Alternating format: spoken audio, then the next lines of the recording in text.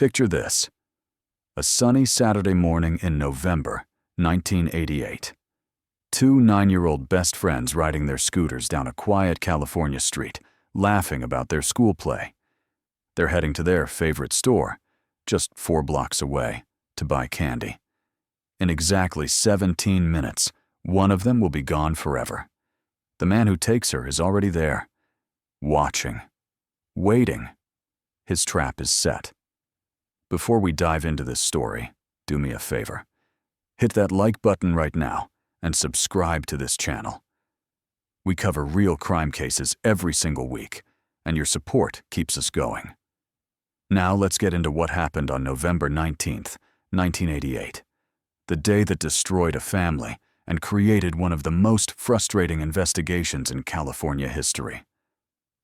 November 19th, 1988, Hayward, California. The Garrett family's Saturday morning started like any other. Sharon Garrett stood at her kitchen sink washing breakfast dishes, while her husband Rod worked on the car outside. Their 9-year-old daughter, Michaela, was running back and forth between their house and her best friend, Katrina Rodriguez's place across the street, trying on costumes for their school play. Sharon and Rod had tried for 5 years to have Michaela. 5 years of doctors, treatments, and prayers before she finally arrived on January 24th, 1979. They called her their miracle baby. After Michaela came her younger sister Libby and brother Alex. The family had moved to this peaceful Hayward neighborhood because it felt safe. Tree-lined streets, friendly neighbors, the kind of place where kids could ride scooters to the corner store without worry. But Sharon wasn't like other mothers. She was protective, extremely protective, because this was 1988, and California had a problem. Children were disappearing. Milk cartons across the state showed faces of missing kids. The evening news ran story after story about children vanishing from playgrounds, malls, their own front yards. Every night, Sharon watched those news reports, and every night, she held her children a little tighter. She'd check on them multiple times before bed. She'd wake up in the middle of the night just to make sure they were still there. The fear of losing one of them, especially Michaela, the baby she'd waited 5 years for, consumed her. So when Katrina knocked on their door that Saturday morning, holding a coin her father had given her, asking if Michaela could go to the Rainbow Market to buy candy, Sharon's answer was immediate. No. But Michaela begged. Please, Mom. We'll be safe. We'll be quick. We'll come right back. Please. Sharon stood there, looking at her daughter's hopeful face. The store was only 4 blocks away. They'd been there dozens of times. It was the middle of the morning. What could possibly happen? She said yes. That single word would haunt her for the rest of her life. Sharon handed Michaela $5 and gave both girls that serious mother look. Stay together. Go straight there. Come straight back. Michaela grabbed her scooter. Katrina grabbed Michaela's brother's scooter. And just before they pushed off, Michaela turned back one last time. I love you, Mom. Then she disappeared down the street, blonde hair shining in the sunlight, laughter trailing behind her. Sharon went back to her dishes. Rod kept working on the car. It was 10 a.m., first days of Thanksgiving break. Everything was normal. Everything was about to shatter. The Rainbow Market sat on Mission Boulevard, less than a kilometer away. For Michaela and Katrina, this wasn't an adventure. It was routine. They went there almost every single day for candy and soda. They parked their scooters by the store entrance like always, went inside, grabbed their treats, 2 Mountain Dews, 2 beef jerkies, 2 cherry taffies, pegged and walked back out. They were talking, excited about the holiday, about their costumes, about everything 9-year-old best friends talk about on a sunny Saturday. And because they were distracted, they forgot their scooters. They actually started walking home before Michaela stopped. Wait, Our scooters! Both girls hurried back to the parking lot. That's when they noticed something wrong. Michaela's scooter was missing. Not stolen. Moved. Deliberately placed 3 parking spaces away, leaning against a car. This wasn't random. This wasn't opportunity. This was a trap that had been carefully set. "There it is!" Katrina pointed. Michaela walked over to grab it. She bent down to reach the handlebars. And in one explosive second, a man burst from the car, grabbed her around the waist, and threw her into the back seat. Katrina stood frozen. Her brain couldn't process what her eyes were seeing. The door slammed. The engine roared. The car shot out of the parking lot and disappeared down Mission Boulevard. Michaela Garrett was gone. For maybe 5 seconds, Katrina just stood there. Shock does that. Freezes your body while your mind screams. Then something clicked. She ran back into the Rainbow Market as fast as she could and started yelling. A man took Michaela. He grabbed her and drove away. The cashier, Rona Roland, immediately called police. They arrived within minutes. Patrol cars flooded the lot. Officers interviewed customers, secured the scene, searched for evidence. Rona also called Katrina's father. He rushed to the store. And then someone had to make the call no parent should ever receive. At home, Sharon was still at the sink. Rod was still outside. They had no idea their daughter had been gone for 20 minutes. When Rod heard urgent shouting from outside, he didn't understand at first. Then Katrina's father appeared, and Rod saw his face. That expression that says, everything has gone wrong. Michaela's been taken. Someone grabbed her at the Rainbow Market. Rod burst through the door, shouting for Sharon. The dish she was holding crashed to the floor. He told her to stay by the phone, in case the kidnapper called, in case there was a ransom demand, while he rushed to the store. When Rod arrived, the scene was chaos. Police everywhere. Yellow tape going up, officers on their hands and knees searching the pavement, and Katrina on the curb, crying, shaking, unable to speak. Rod kept asking the same desperate question. Where is she? Where's my daughter? But Michaela was already gone. The car had vanished. Every second that passed meant she was getting farther away. At home, Sharon sat frozen by the phone. Everyone assumed this was a kidnapping for ransom. A man takes a 9-year-old in broad daylight. He must want something, right? Money? A deal? The phone would ring. They'd negotiate. This would be resolved. The phone never rang. Not that day. Not that week. Not ever. This wasn't about ransom. This was something worse. Police faced an immediate problem. No surveillance cameras. Not on the building. Not in the lot. Not on surrounding streets. This was 1988. Security footage wasn't everywhere like today. Small stores often had nothing.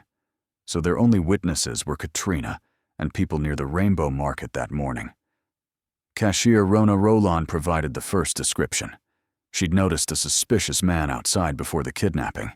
He'd parked and gotten out but never came inside. Just hung around, peering through windows, watching people. She said his behavior was so odd, she'd wondered if he was planning to rob the store. White male, around 30. Large mustache. Driving an old dark red car, burgundy or maroon. But she couldn't identify the make or plate. Police immediately created a composite sketch. Within hours, it was sent to every station in the area, broadcast on TV news, printed in newspapers. Michaela's kidnapping became the lead story across the Bay Area. Hundreds of patrol officers started stopping every dark red older car they saw, hoping to spot a terrified 9-year-old inside. They were chasing a ghost. Meanwhile, investigators sent Michaela's scooter to forensics. Their theory was chilling. The suspect deliberately moved it next to his car to lure her close enough to grab. His fingerprints should be on it. The examiner confirmed it. There was a print on the handlebar. one that didn't belong to Michaela, Katrina, or anyone in either family. This was the kidnapper's print, the key piece of evidence. But there was a devastating problem. The print was incomplete, damaged. Only about 10% of the full fingerprint could be recovered. And in 1988, with the technology available, that 10% was useless. They couldn't search databases with such a fragment. It could only be used for direct comparison, meaning they'd need a suspect in custody first. So this crucial evidence went into a storage box, filed away, waiting for 32 years. While investigators worked the scene, Sharon sat at home drowning in nighttime guilt. She kept replaying that morning, Michaela asking permission, her hesitation, the moment she said yes, those last words. "I love you, Mom." If only she'd said no. If only she'd been stricter. If only she'd trusted her instincts. But then Sharon remembered something that made her blood run cold. 1 week earlier, 7 days before the kidnapping, Sharon had woken up very early and found Michaela sitting at the kitchen table, writing. This was strange. Michaela wasn't an early riser. She loved sleeping in. "Honey, why are you awake?" "I'm writing a poem," Michaela said, voice groggy. "What's it about?" Michaela didn't want to explain at first, but Sharon kept asking. "I woke up because I heard noises in the attic. It made me think about people who get kidnapped and locked in places like that. So I'm writing about them." Sharon felt uneasy even then. Kidnapped people? Not people who get killed, Michaela clarified. People who are taken and kept alive, trapped somewhere for a long time. Sharon had been disturbed by it, but thought it was just a child's imagination processing fears. Now, sitting by the phone waiting for news about her missing daughter, that poem felt like something else entirely. Had Michaela somehow known? Sensed something coming? Was it a premonition? An impossible glimpse into her own future? Sharon would carry that question until her dying day. By evening, the FBI joined the case. Hayward and surrounding towns were seeing an alarming spike in missing children. The FBI suspected a serial predator operating in the Bay Area. Despite FBI involvement, despite media coverage, despite hundreds of tips flooding in, the investigation was going nowhere. And that's when investigators realized their catastrophic mistake. For 2 days, police had been hunting a 30-year-old man with a mustache driving a dark red car. That was the cashier's description. That was the sketch being distributed.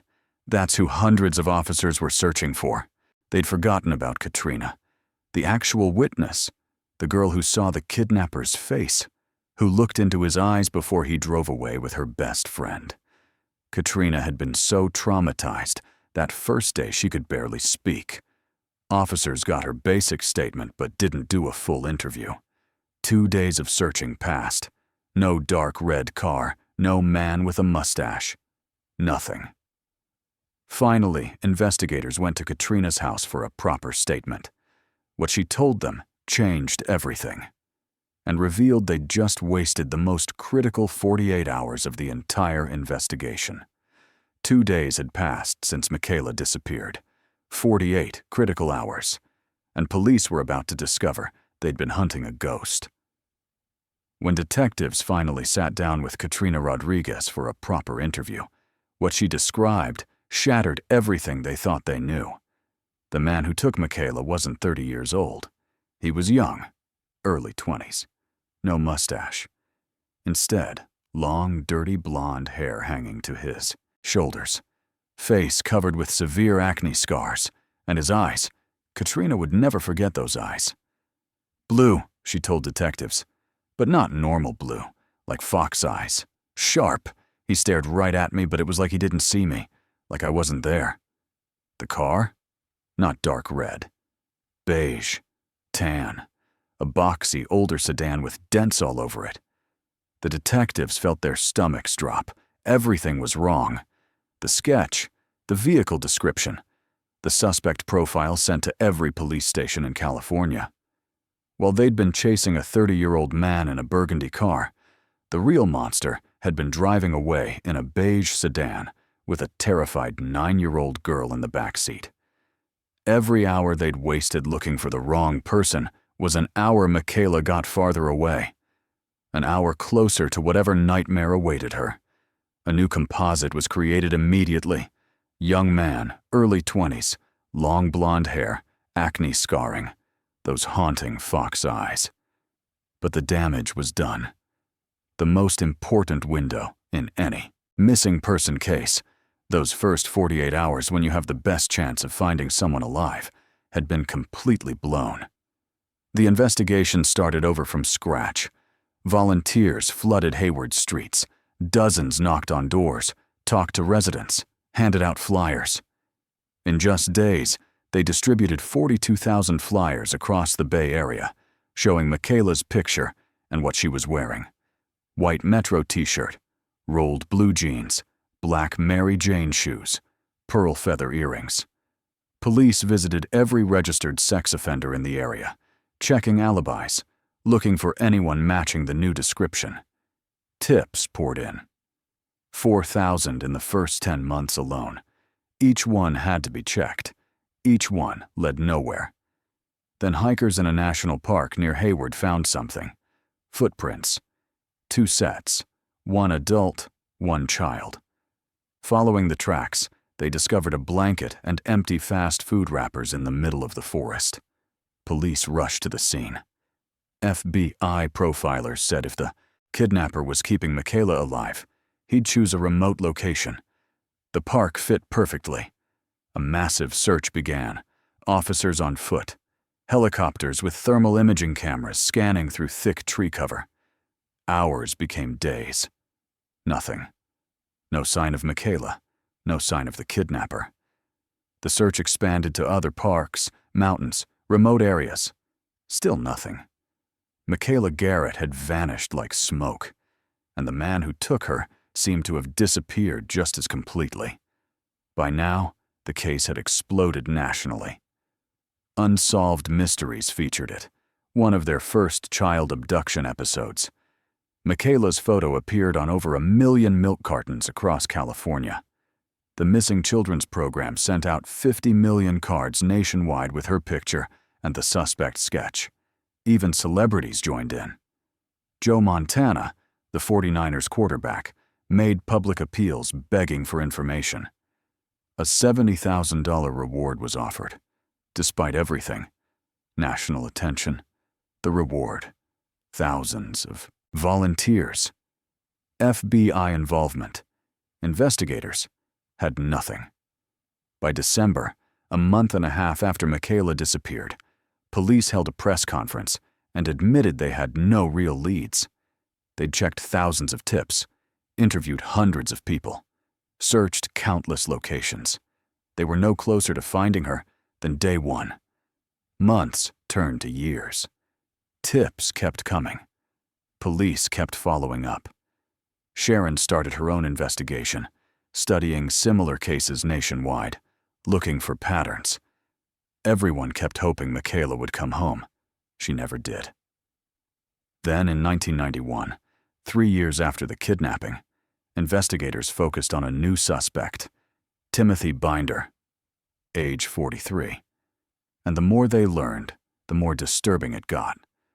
Binder had been sending gifts and money to young girls he didn't know. Parents reported him. When questioned, he claimed he was just being friendly. But there was more. The gifts included Bible quotes with specific sentences underlined. I chose you. Be with me. Police discovered Binder had been fired from Colorado Social Services in 1985 for collecting addresses of young girls from client files and sending them gifts without permission. They searched his van, photos of children everywhere, Bible passages taped to walls, crayon drawings. The van was light blue with a license plate reading, "Love You." He'd been arrested before for trying to lure girls into his van. Charges were dropped. His only conviction was public intoxication. But here's what made Binder terrifying. He inserted himself into missing children cases. 6 months before Michaela vanished, a 7-year-old named Amber disappeared. Binder showed up at her mother's door, offering help, visiting constantly. He even wrote police predicting the next victim would be a 9-year-old girl. Then Michaela, age 9, vanished. When the search for Michaela began, Binder did it again. Calling Sharon constantly, showing up at her house, offering to help. In December 1988, he sent an FBI profiler a Christmas card showing a girl holding up 4 fingers. Weeks later, 4-year-old Amanda Campbell disappeared from Fairfield. He was also linked to 13-year-old Eileen's disappearance from Dublin. The pattern was clear. This man had connections to multiple missing children across the Bay Area. Police got a warrant, searched his home. They tore the place apart looking for evidence. Found nothing. No physical proof connecting him to any crime. When news about Binder leaked, the public went insane. People blamed him for every missing child case. His life became hell. Constant harassment, threats, accusations. Binder sued Fairfield for defamation. He won. Investigators backed off. Many concluded Binder was just obsessed, inserting himself into cases to feel important.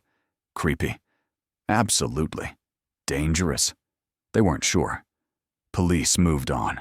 4 more years passed. December 1992. Still no Michaela. Then in Indiana, inmate Roger Haggard, serving 11 years for burglary, contacted police with a bombshell claim. He knew who took Michaela. He'd helped hide evidence. He could lead them to her body. Investigators were skeptical, but when they ignored him, Haggard wrote the San Francisco Chronicle. The newspaper published his story. Public outcry exploded. Police came under massive pressure. They brought Haggard from Indiana to California, questioned him thoroughly. He promised to show them not just where Michaela was buried, but who killed her. Police took him to a field of gladiolas in Union City, the same area where Michaela was taken. Officers started digging at 8 a.m. equipment, forensic teams, carefully searching, hoping to finally give the Garretts closure. Hours passed. The digging continued. Then Haggard spoke up. "I made it all up." Officers froze. "What?" "I lied about everything. There's nothing here." "Why would you do this?" Haggard's answer was incomprehensible. He said he wanted to give Michaela's family comfort, help them move on.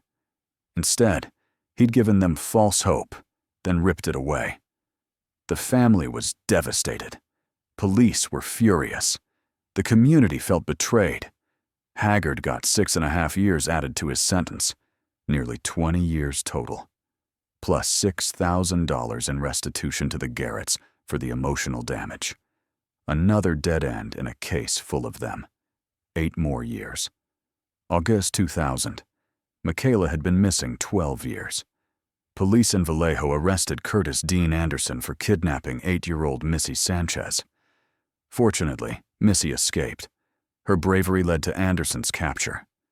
Anderson confessed to another crime, kidnapping and murdering 7-year-old Zana Fairchild in 1999.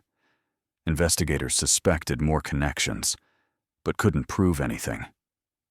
7 years later, in 2007, Anderson was dying. Kidney and liver failure. He wanted to confess before death. He contacted the FBI with a horrifying claim. He'd murdered 13 additional women and girls over the years. Victims police didn't know about. One was Amber, the 7-year-old who disappeared 6 months before Michaela, the same case Binder had inserted himself into. Anderson provided enough specific details that investigators believed him. But there was no physical evidence. As for Michaela, Anderson denied involvement, said he had nothing to do with her case. But here's the interesting part. Anderson drove a car matching Katrina's description, a brown 1977 Chevy sedan. In 1989, police had actually pulled him over driving that exact vehicle. FBI agents wanted to question Anderson more thoroughly about Michaela and other victims. Before they could, Curtis Dean Anderson died on December 9, 2007. His death left investigators back where they started. No answers, no closure, just more dead ends. 5 more years passed. 2012. 24 years since Michaela vanished. And 4. Inmate reached out with new information. His former cellmate, convicted killer Lauren Herzog, looked exactly like the suspect in Michaela's case. This caught attention immediately. Herzog and his accomplice Wesley Shermantine were the speed freak killers, convicted of multiple murders throughout California. Investigators checked old photos of Herzog from the late 1980s. He really did look similar to the composite. Long blonde hair, facial structure, right age range. But there was a problem. Herzog had committed suicide in prison in January 2012, just a month before the inmate came forward. Wesley Shermantine, the other half, was still alive and willing to talk. Shermantine said he believed Herzog was responsible for Michaela's abduction and murder. He offered to lead police to locations where they'd buried victims over the years. Police took him up on it. Shermantine led them to a well in Linden, California, where he and Herzog had disposed of human remains. Excavation began. Forensic teams carefully sifted through everything. They found bone fragments, thousands of them, multiple victims. DNA testing identified 5 different young women and girls. 5 families finally got answers after years of not knowing. But none of the remains belonged to Michaela Garrett. Police excavated other wells the speed freak killers had used, searched carefully, analyzed everything. Again, no sign of Michaela. Another promising lead that went nowhere. The investigation was back to square one. By 2018, 30 years had passed since Michaela Garrett disappeared from that parking lot. 30 years of false leads. 30 years of suspects who went nowhere. 30 years of a family trapped in limbo. Sharon Garrett had devoted her entire life to finding Michaela. In the early years, she sat by the phone constantly.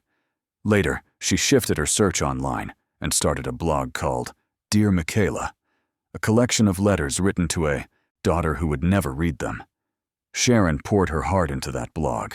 In one entry, she wrote, "I know you're out there somewhere, Michaela.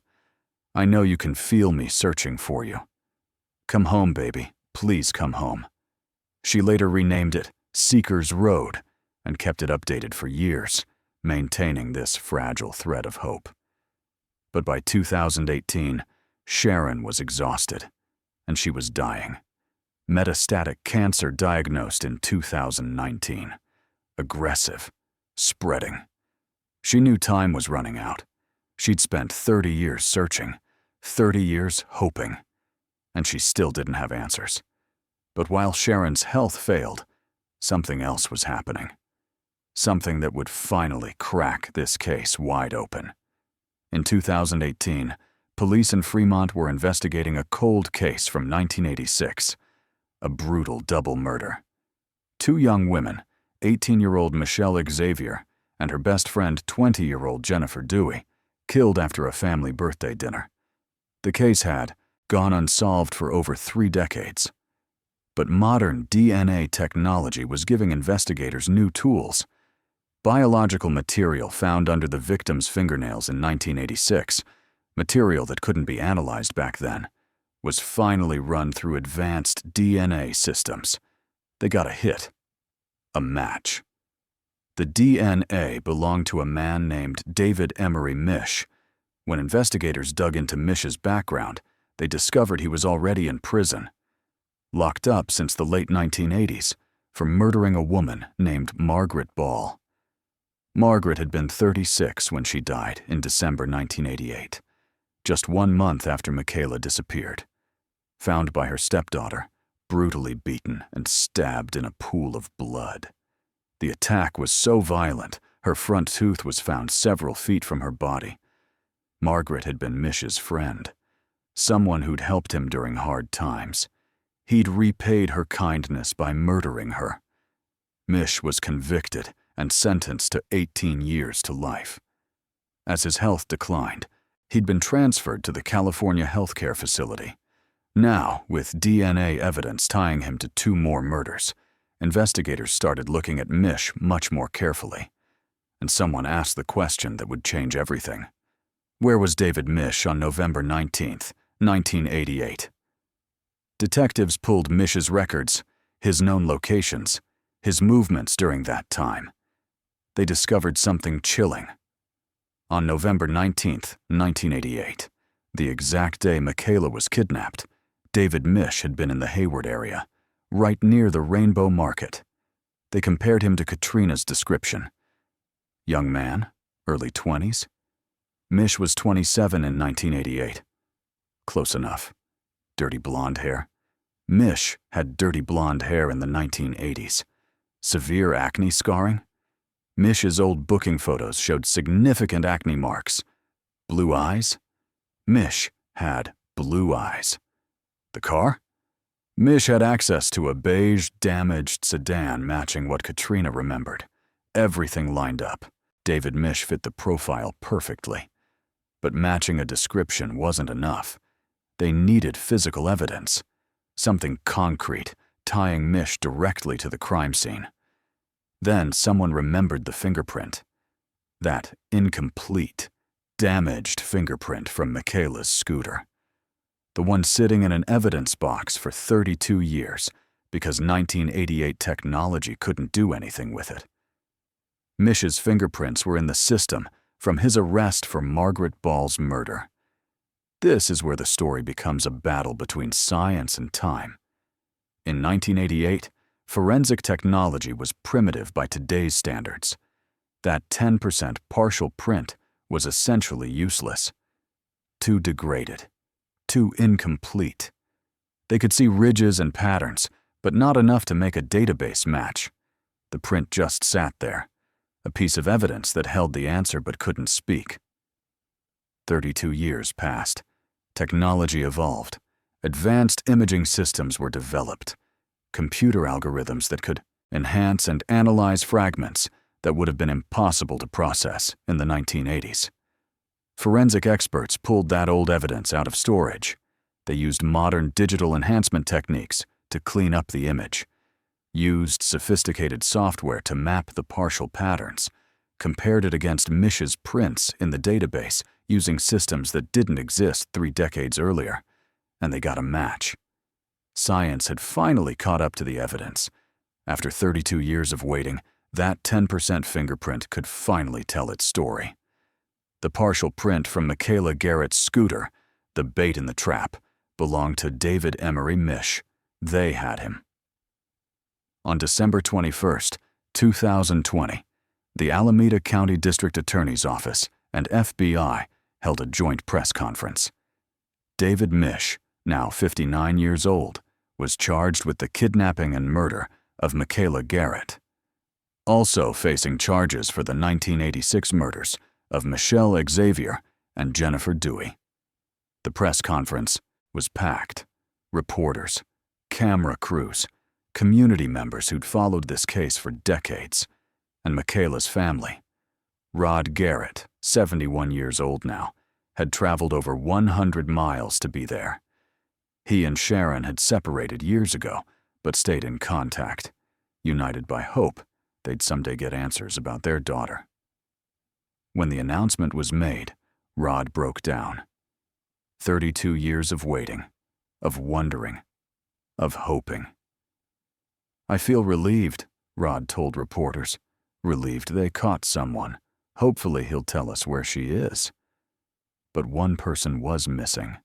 Sharon couldn't come. Too sick. Cancer had progressed too far. She was essentially bedridden, fighting for every breath.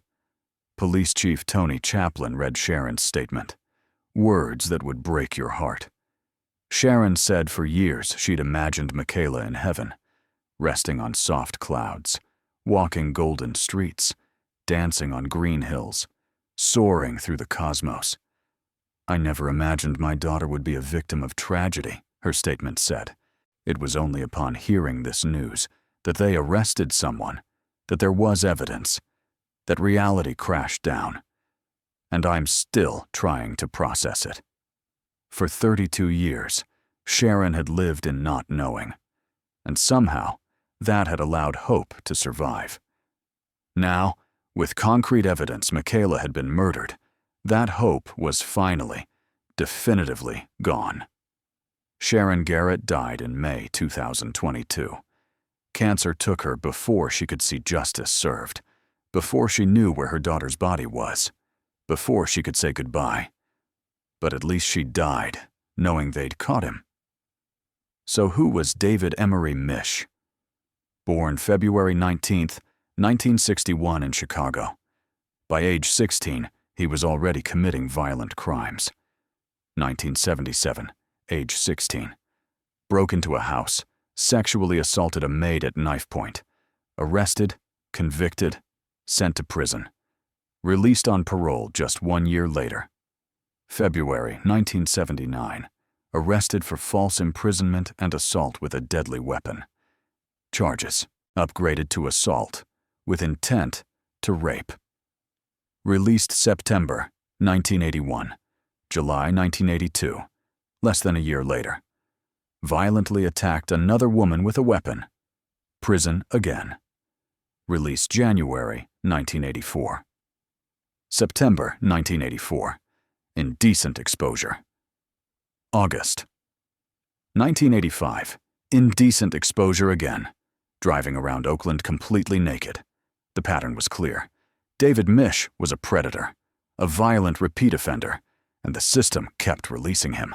May 1988, 6 months before Michaela's kidnapping.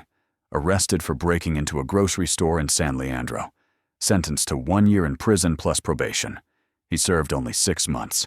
November 1988, David Mish walked out of prison. Free. With a long history of violence against women, with nothing stopping him from hurting someone else. That same month, November 19th, 1988, Michaela Garrett disappeared. 1 month later, December 1988, Mish murdered Margaret Ball. The system had failed. Failed to keep a dangerous predator locked up. Failed to protect Margaret. Failed to protect Michaela. 32 years later, David Mish was finally being held accountable. When Mish was first charged in 2020, prosecutors announced they were seeking the death penalty or life without parole. 3 counts of first-degree murder. 1 count of kidnapping. But in 2022, something changed. Alameda County elected a new district attorney, Pamela Price. DA Price dropped all special circumstances in Mish's case. What does that mean? Even if convicted of all 3 murders and the kidnapping, Mish would no longer face life without parole or death penalty. Just additional decades added to his existing sentence. Public reaction was furious. Michael Kloss, father of murdered Polly Kloss, child safety advocate, called it a complete betrayal. Former Fremont Lieutenant Chuck Uhler, who worked the 1986 double murder. If anybody ever deserved maximum punishment, it's David Mish.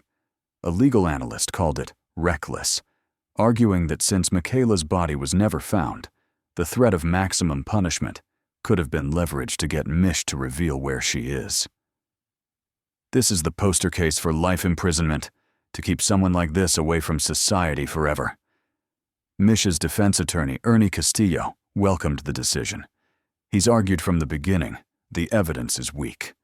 The fingerprint match after 32 years is questionable. No body, no confession, no other physical evidence. Castillo calls it junk science, says investigators are pinning everything on Mish because it's convenient. Lets them close multiple cold cases at once. As for Mish himself, complete silence. Won't talk about the crimes, won't discuss the evidence, won't consider plea bargains. He won't tell investigators where Michaela's body is, won't give the Garrett family that final closure. And because of DA Price's decision, he might avoid the harshest penalties, even if convicted. But while the legal system argues, real people's lives were destroyed by what happened November 19th, 1988. Katrina Rodriguez is middle-aged now, married, moved to Texas, far from Hayward, far from the Rainbow Market, far from the memories. But she carries crushing guilt. The scooter that was moved, the trap, was hers. The one she'd borrowed from Michaela's brother. "It should have been me," Katrina has said. "If I'd gone to get the scooter, maybe I would have been taken instead. Maybe Michaela would still be here." That survivor's guilt destroyed Katrina's childhood memories. She suppressed almost everything from that time. Blocked it out. The pain is too much.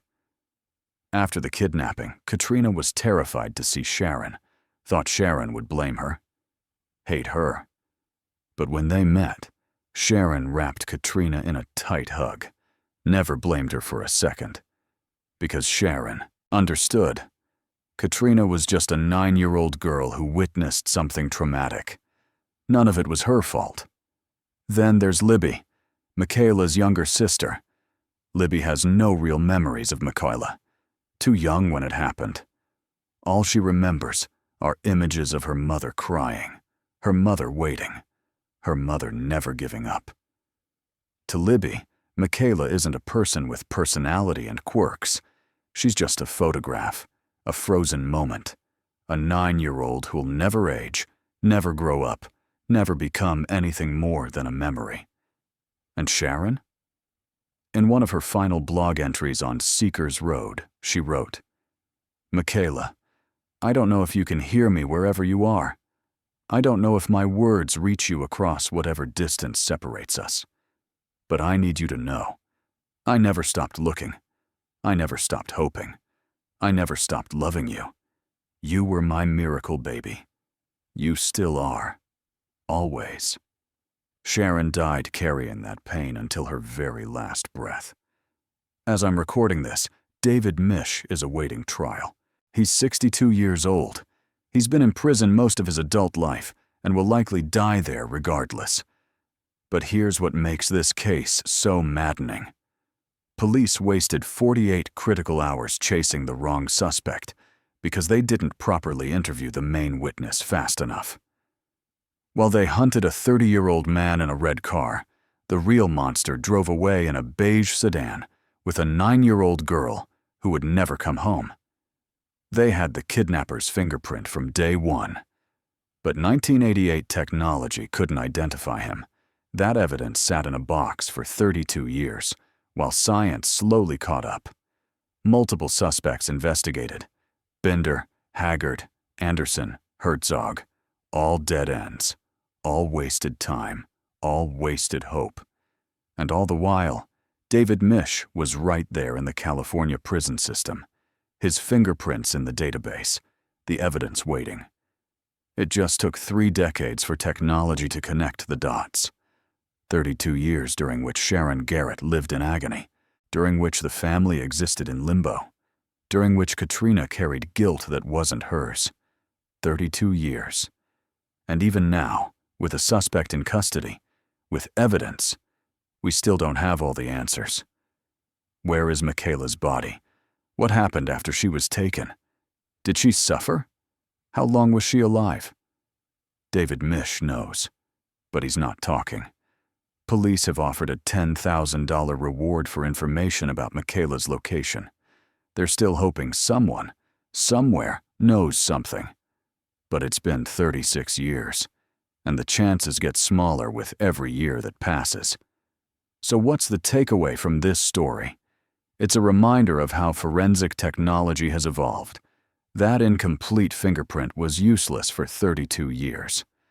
But modern imaging and computer analysis finally made identification possible.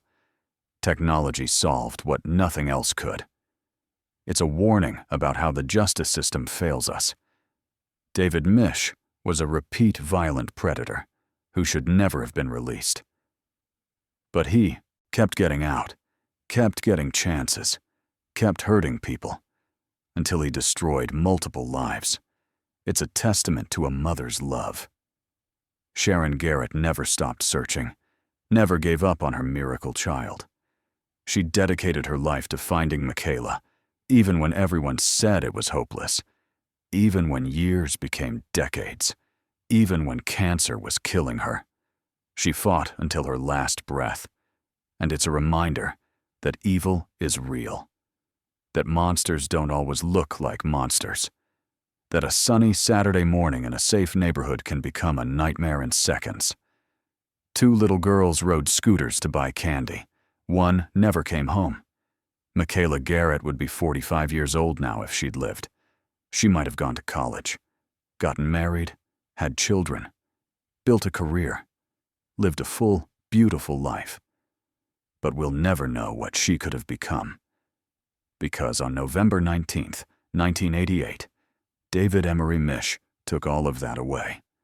He took a miracle child and turned her into a tragedy. The full trial is coming. Justice may finally be served, however imperfect. But one thing will never change. Michaela Garrett is still missing. Her body has never been found. And 36 years later, her family still doesn't get to say goodbye. If you have any information about this case, about Michaela's location, about anything that might help, please contact the Hayward Police Department. The $10,000 reward is still active. Thank you for watching. And please, keep Michaela Garrett in your thoughts. She was someone's miracle child, and she's still out there somewhere, waiting to be brought home.